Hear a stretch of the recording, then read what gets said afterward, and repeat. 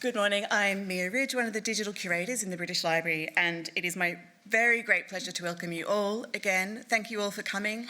Whether it's your first time or your 8th time at this event, welcome to the AI for LAM community, and especially welcome to people online watching wherever you are around the world. We have probably 350 to 400 people online, as well as everyone in the auditorium this morning. So we're really glad to have you being part of this community.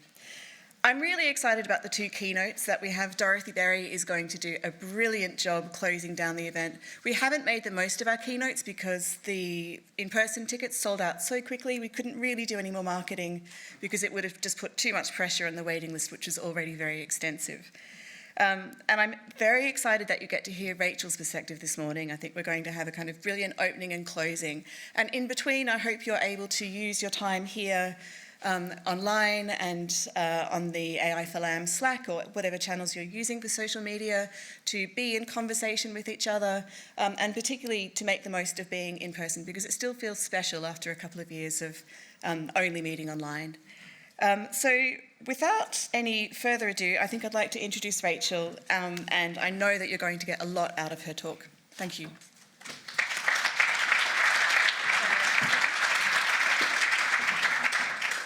Hello everyone. Right, my first thing to do is to see if the clicker works, and the clicker does work. Hi, so I'm Rachel. I used to work in the cultural world, and I moved on in about 2009. So I spent maybe 10 years working in digital in arts and culture, and at a time when, I put the Royal Opera House on the web, and we had an audience of sometimes tens of millions, but we were referred to in the organisation as Web Corner because back in 2008 we weren't really taken seriously as people who were important or useful. And I know that over the years, the way that technology is playing a part in libraries, museums and archives has changed loads. But I suppose one of the things I'm here to talk about is the fact that you all have a really amazingly important role at this moment. What I'm about to tell you about is loads of ridiculous things that are happening, right?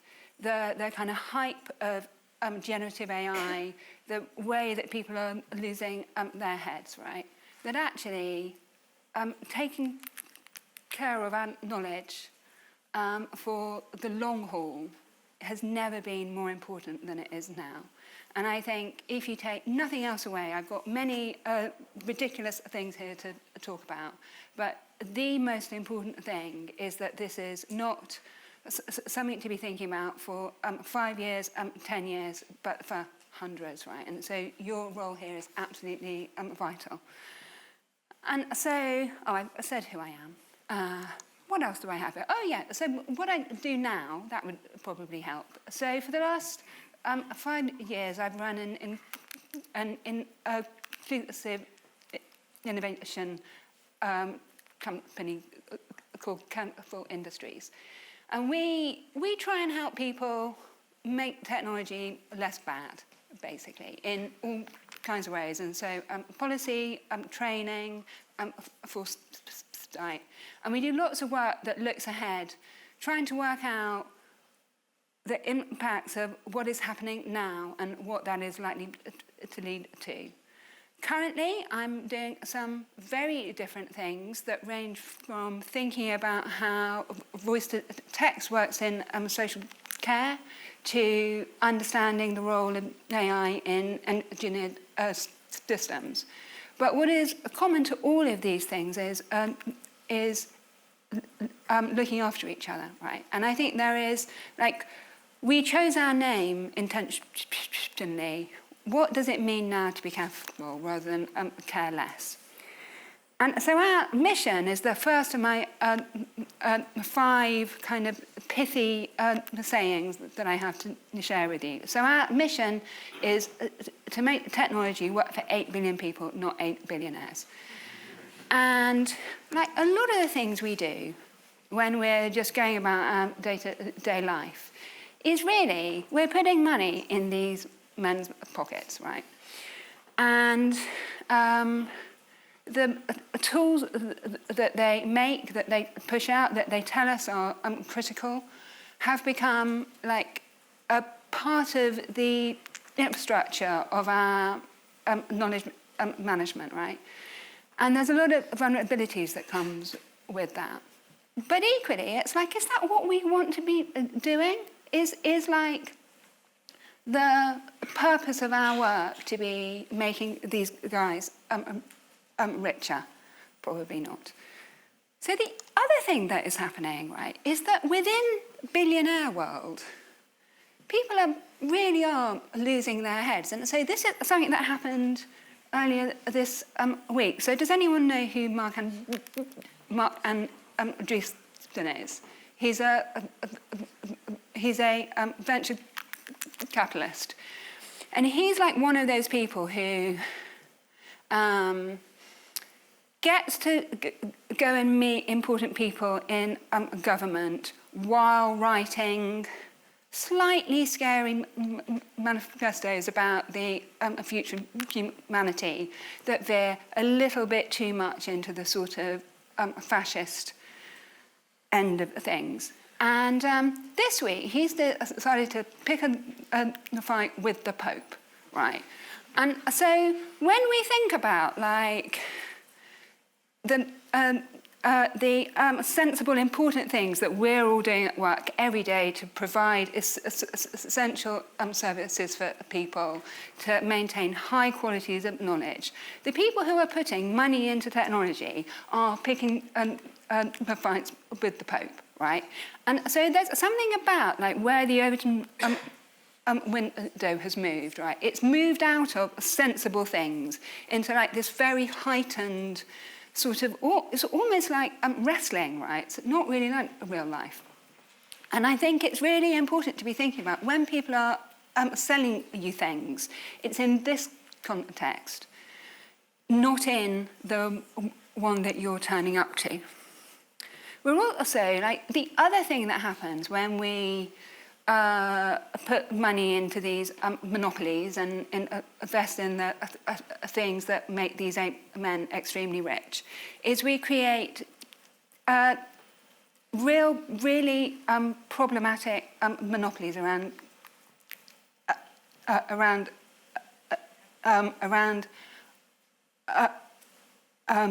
critical infrastructure.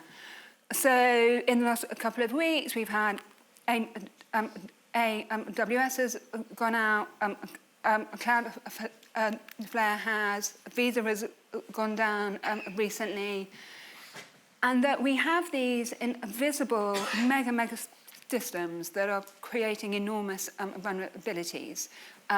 It was really interesting, a couple of months ago, there was a big chat GPT outage, and I went to a development conference where everyone was really tense, right? That actually, how could they do what they were there to do if this tool they had begun leaning on wasn't working?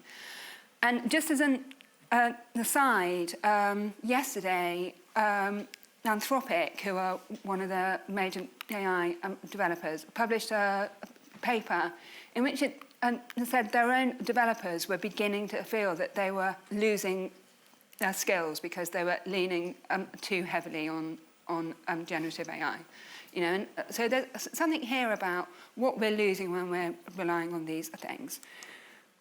Touched on this, who are we really benefiting? And I think this is just a thought to carry with you all the time as you're making, building, purchasing tech. The next is FOMO is not the strategy, right? And I don't know about you, but when I used to work in organisations, and Jeremy, I would occasionally come into work in the morning and the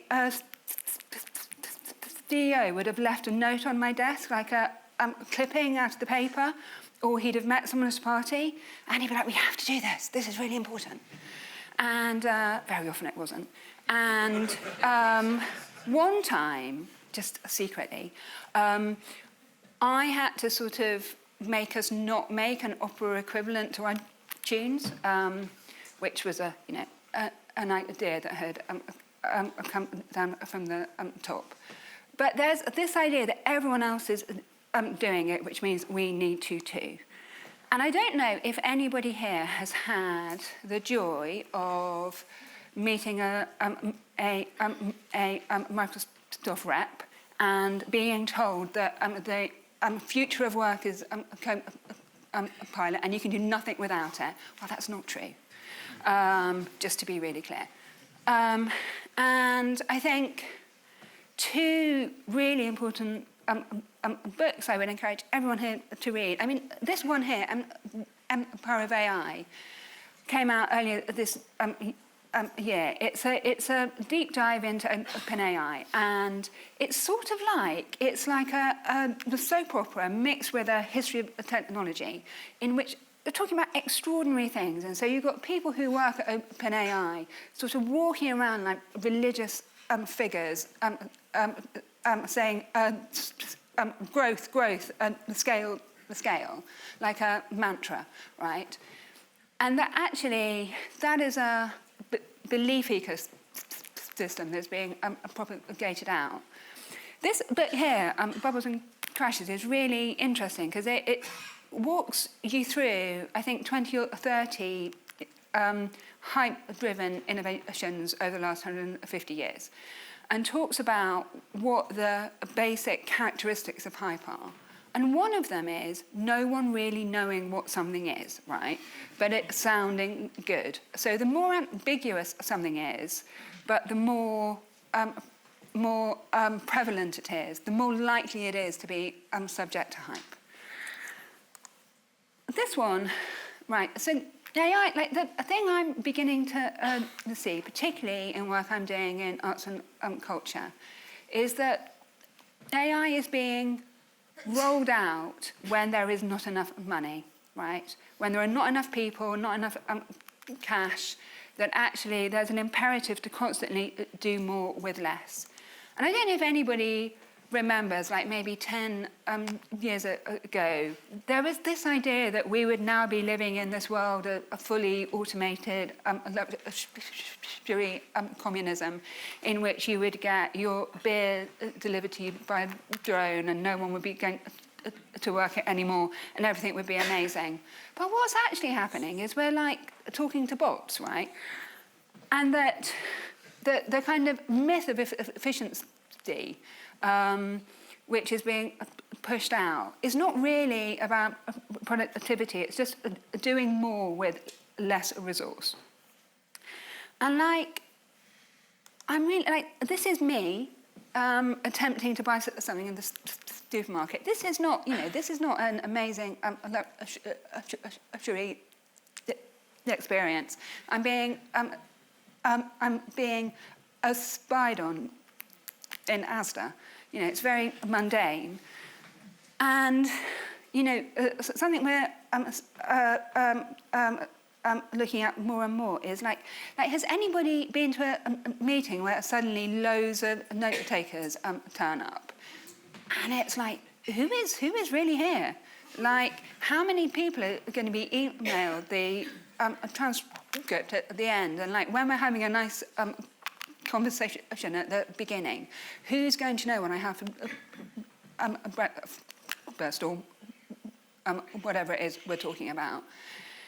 And that actually, the idea that it is now okay to delegate your presence at a meeting to a faceless bot that turns up to a meeting on your behalf, what does that do to how we work together? And I think, unfortunately, like a lot of the ways that AI is being sort of rolled out is not really kind of high-quality automation. It often ends up with a slightly crappy thing that you have to do as an individual, a very non-luxury, non-automated thing, in which you're like walking around the supermarket, scanning your own goods, you're in a car park in the rain, trying to work out how to make the app work. You know, that actually what these things end up with for most of us is not a better experience, it's more jobs, more admin. This is a really important one, my next one, that is often not taken seriously enough. Just don't be weird, right? I think it's very underrated as a quality to not make things that are weird, right? And I've been fascinated by the extent to which being a bit creepy has become quite normal. And, you know, I think that we ought to all sort of bring our total humanness into the room every day and be very clear that we don't want to do that. This here is a blog post that was written in 2016 by Richard Pope, who's done lots of work in government. And he puts forward the idea, which I think is, you know, tremendous when you start thinking about it, that software is politics. Once you're making an experience for people, once you're categorizing information, once you're kind of owning the end-to-end, right? You are making choices about how the world works. And the responsibility that comes with that is enormous. I'd also highly commend to you this excellent paper by Chris Gillard and David Golumbia about luxury surveillance, right? So luxury surveillance is this idea that there are things that are being sold to many of us as convenience that have originated as carceral technologies, right? That actually much of the innovation we have now, it has begun in military contexts, in prisons, but that if you are lucky enough to not have to worry about those things and you're buying into that technology as a purchaser, you know, and it's generating what feels like convenience for you, you maybe, you know, don't have the opportunity to reflect on that provenance. It's equally the case that there have been all kinds of terrible outcomes in other domains, from relying too much on automated decisions, that actually, if we think about overall the declining quality of information, about the amount of time that is spent appealing for redress. You know, if you're making, purchasing, delivering, designing technologies, I think even if you are not making things that are making decisions about people's health care, their welfare, you have an opportunity to show how it might work, what really excellent technology looks like, you know, and to raise the bar that others can aspire to.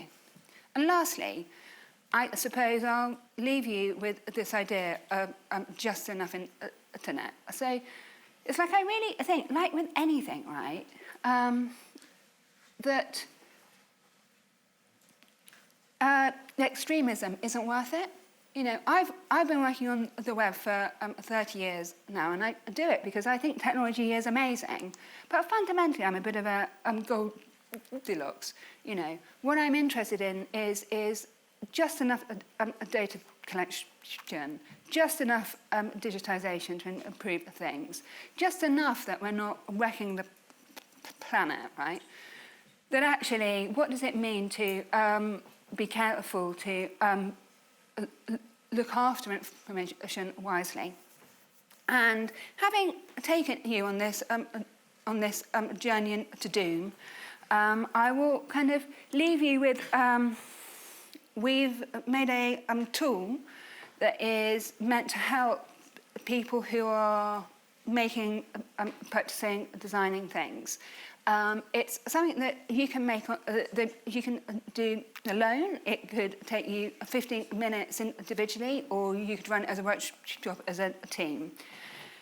And so at the heart of it is this idea of breaking down the impacts of what you're making into four categories. What is it doing for people? What is it doing for the resilience of your organization, for data?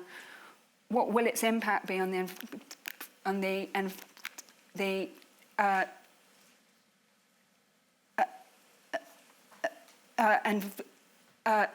environment, and what does it mean for trust, fairness, and democracy?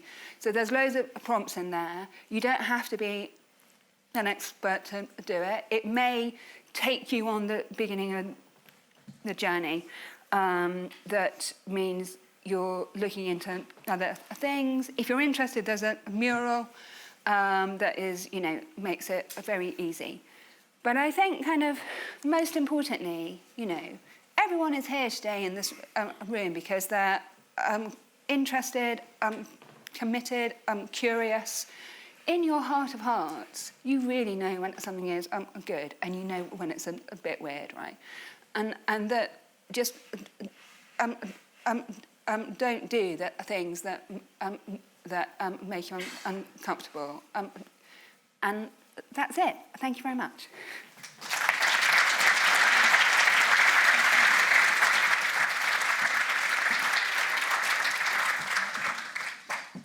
Thank you so much, Rachel. And I love the idea of thinking throughout the next couple of days about what it means to be careful. I think it can be very tempting to try and go to extremes and just make decisions that are kind of rule-bound, but actually taking the time to work out what careful means, what resilience means, the impact of the environment. The library recently hosted the Green Libraries Week, so it's something we take really seriously, so thank you for those thoughts. Rachel has really generously allowed a lot of time for Q&A, so I hope you all have your questioning heads on. We've got a couple of people running around with mics, so if anyone has a question, if you could raise your hand.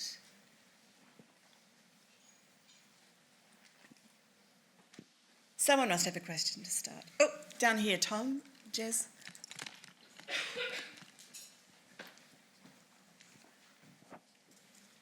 Hi, Rachel. Tom Kramer from Stanford University. Thank you very much for this kickoff for the conference.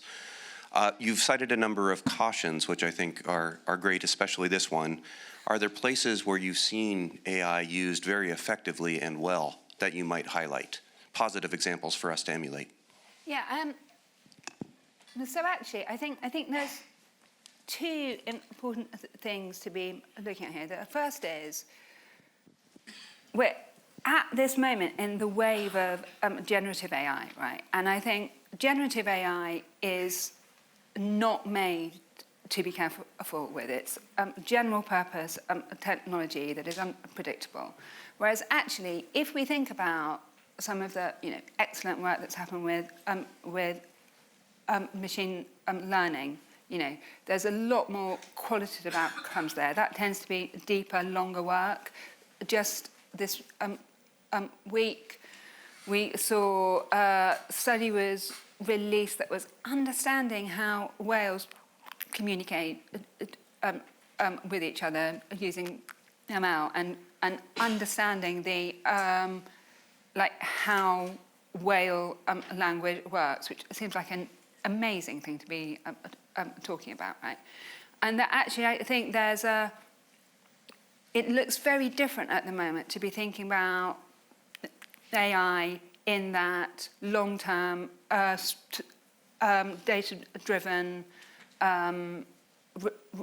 research-based domain.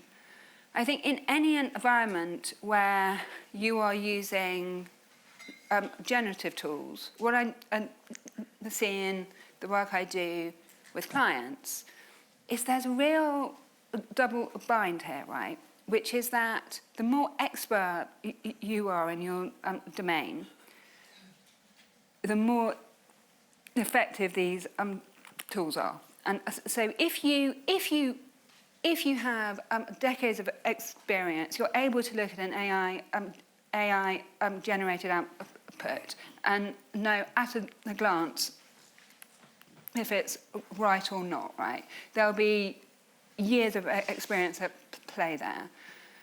But even within that, there's something really problematic, because what that means is it can take away your dependence on junior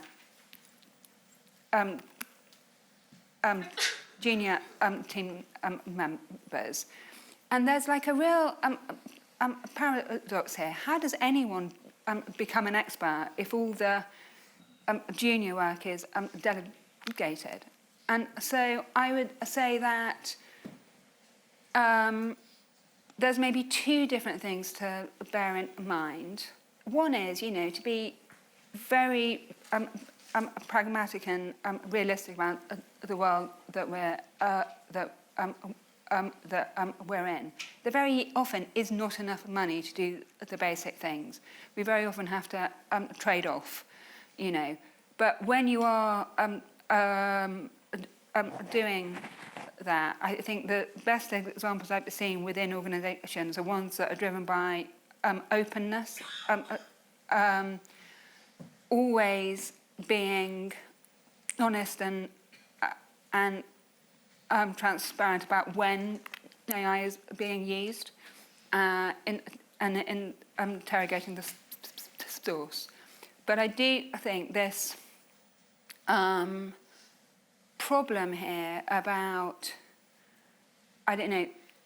more experienced staff kind of hoarding their expertise in working with generative AI will create other kinds of problems within the workplace.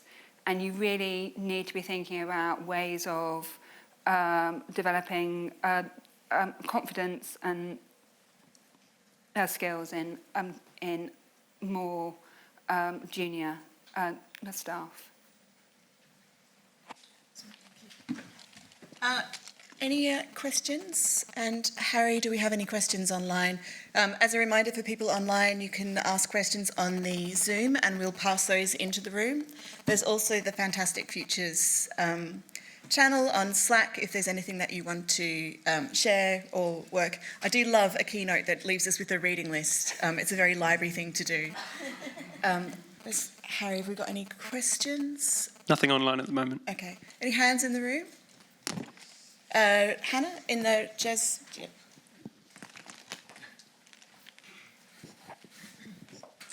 Hi, Hannah Redlaw-Hawes. I'm a freelance curator and I work at the Open Data Institute, as you know.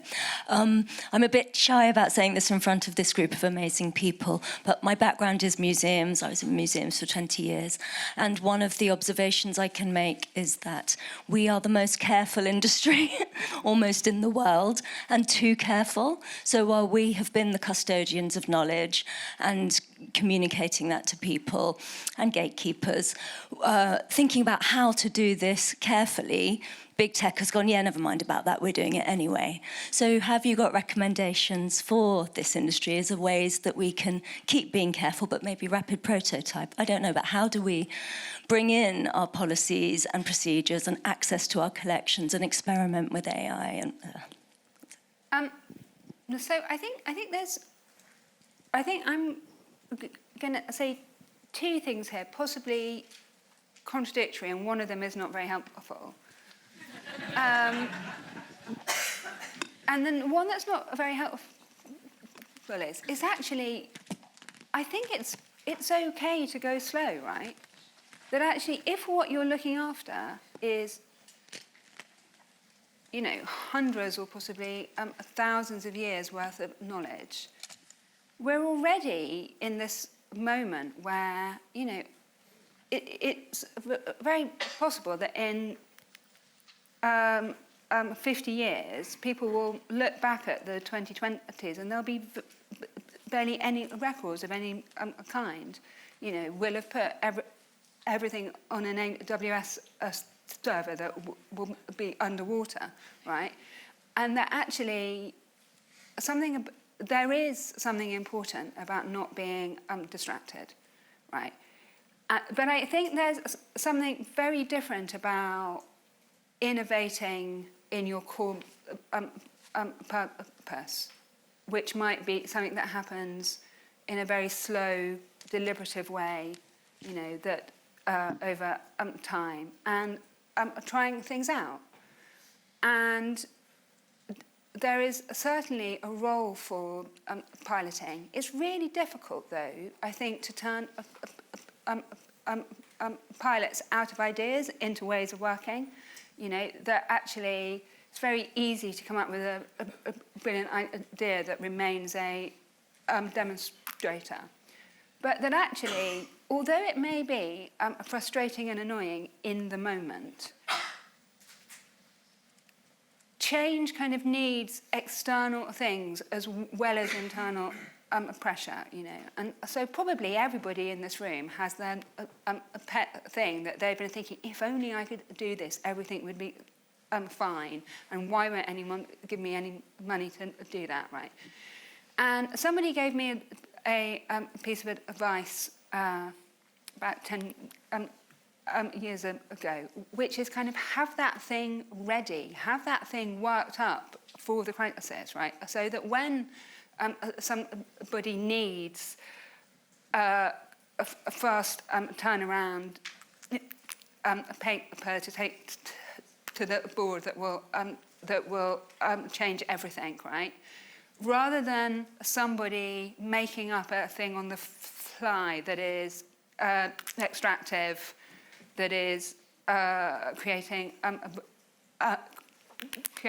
vulnerabilities. Have your thing ready, have it worked up, be talking about it, right? There's a huge amount, and I think in technology particularly, this is like underrated, of making an idea real by talking about it and bringing people together around it and making it interesting, right? You don't have to you don't have to inject generative AI into your database and hope it's okay, right? You don't have to do risky things. But there's something about being a change maker happens on loads of different levels, you know, and I definitely know, like, when I worked at the V&A 25 years ago, and we were trying to digitise the collection. I talked to curators who were like looking at me like, what are you talking about? It's absolutely crazy. And it felt like that moment would never happen, but it's happened, right? But I think when you're making when you're there to make a difference, days, like I absolutely know that days and weeks and months are very long when your thing isn't happening, but that actually in the context of stewardship, maybe that's okay. Thank you. Nodding along, as I'm sure many of you will be, in that understanding of how you manage change in organisations. Do we have any questions? Hands up. There's one down here, and I think I've lost Jez. Oh, Harry is coming. Who was it?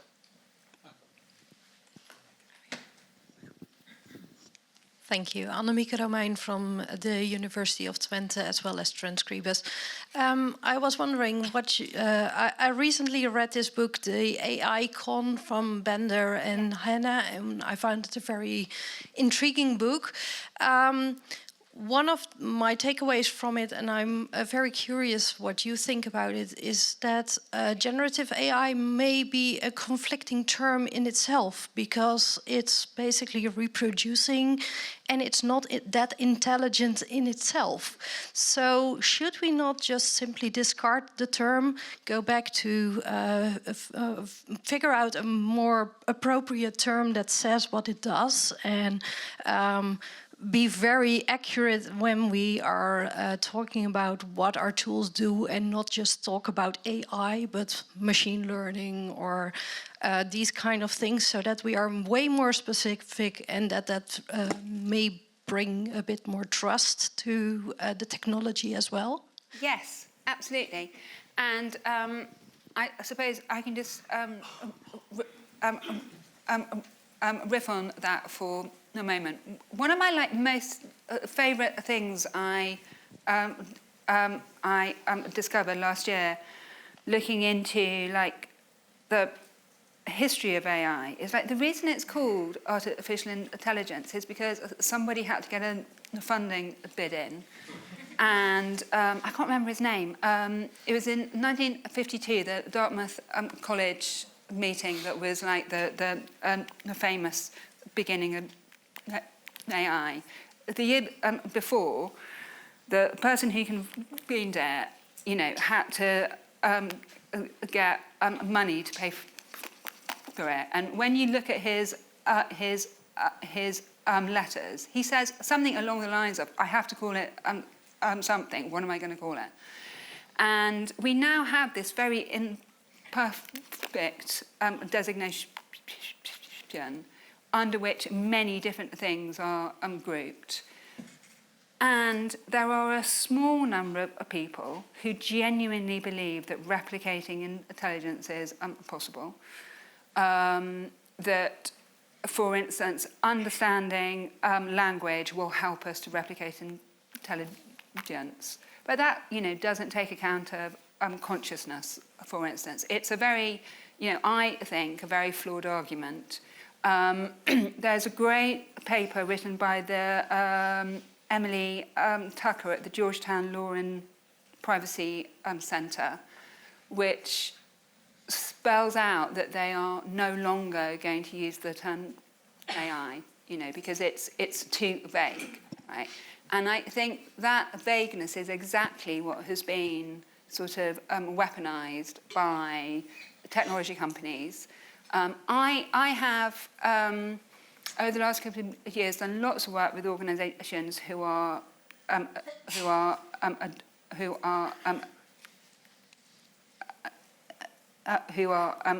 adopting AI. And one of the things you can see that's really interesting is for people who like technology, if your job is quite boring and you're suddenly doing things that could be described as being a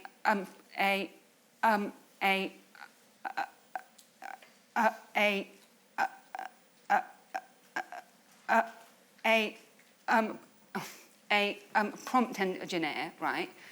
There's something about that gives it a little technical glamour, and people sort of like the idea that a thing they're doing that is not very interesting is now somehow more technologized, and so lots of it is narrative. I completely agree, and that actually it's really, really important to be differentiating, between any kind of specific technology that is made for specific things and general purpose technologies, which I think come with loads of issues of different kinds. Do we have any questions from over here? It's been a while since we've had one. Up there at the back, is that Liam? Thank you, Jess. Hi, yeah, I'm Liam from the University of Sheffield in the National Gallery. So one of the messages that we heard yesterday was kind of along the lines of, if you don't do it, then somebody else will. I hate that. And I think that was kind of true. And I think that we were talking about that in the sense of, if you don't use these tools to make these data sets or these models, then somebody who doesn't understand the field as well will. Do you still feel that aligns with your view on FOMO and whether we should still try and do those things just so that the people who understand it less don't. No. So, I would say, right, I have this whole other talk I could have done that is about that. And that, I suppose the thing is, you know, if you, like, when you were a kid, did your mum ever say, you know, if such and such jumps off a cliff, and you are going to do it too, right? And so, as a mum, I will walk into that energy now. Like, there's something about it's okay if they do it, because if we do it too, we're not going to stop them. They're still going to do it. We're just going to make it worse because we'll be doing it as well. And that I do think there's something about, in the hype moment that we're in, you know, and the moving of the Overton window into this world in which people are challenging the Pope as like an everyday event, that actually confidence and expertise, it could not be more important, right? And that having, you know, like, I'll give you an example from another domain. About 8 or 9 years ago, I did quite a lot of work in the NHS. And it became clear to me that there's this really interesting role that doctors have in innovation policy. And so, you know, there are loads of doctors who work in the startups who see specific things that are important to them that they go and sort out. But there's another role that doctors have, which is in policy. You get quite a high turnover of people coming in and working in government, often without a lot of experience in that domain, who will have an amazing idea, a thing they want to announce, something that is politically important. And one of the things that doctors do is they say, we might need to do a randomised control trial to work out whether that works. And you never hear of it again, right? And so there's something about not saying no, right? It's like, how do you bring your expertise to engage? How do you say, what is the rigour we need to bring to this to understand whether it works for us, right? And I think, I completely know it's really difficult. It's really difficult, particularly if we're operating in a context where there is no money. There's a sponsor who has turned up, potentially offering amazing things. But it's equally possible to do more than one thing at once. And so I really think kind of holding on, although it's really hard, can be really important and very powerful longer term. Any questions online? Yeah, we've got a question from Catherine Conisby, who says, I'd be interested to know whether you think there is an issue of fear of being left behind driving some of this hype around generative AI use, and if so, how this could be addressed perhaps, or at least approached and worked around.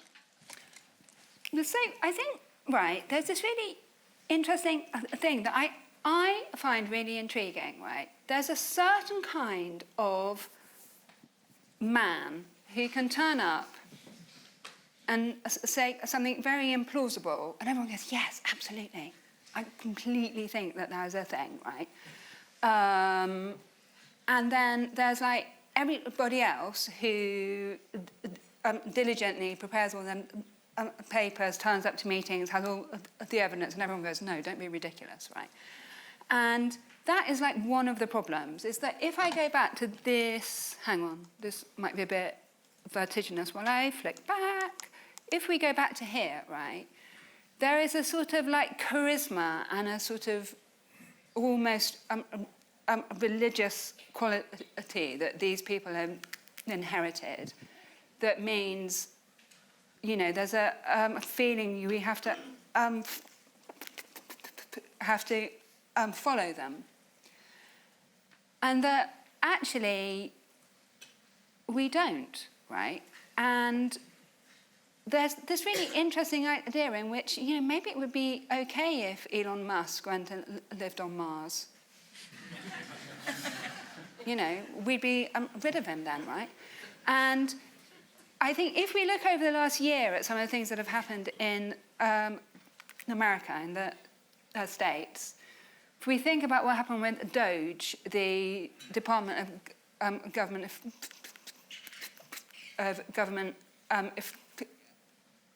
Efficiency, which has led to the deaths of millions of people, has led to people being imprisoned unfairly. It has led to people losing income, jobs, or because developers were going in and fiddling with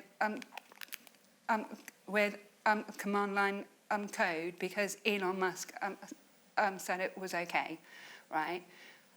The fact that we've had this happen and he's not completely discredited is fascinating to me. What else do you have to do, right?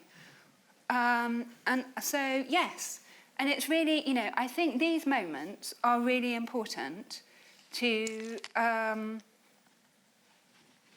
come together and kind of recognise what not falling into that means. I'm not remotely anti-innovation, but I think back to what I was talking about, we know in our heart of hearts, right, when something is not quite the right thing to do. And that can be really hard, but I think it's worth leaning into. Thank you. Other questions?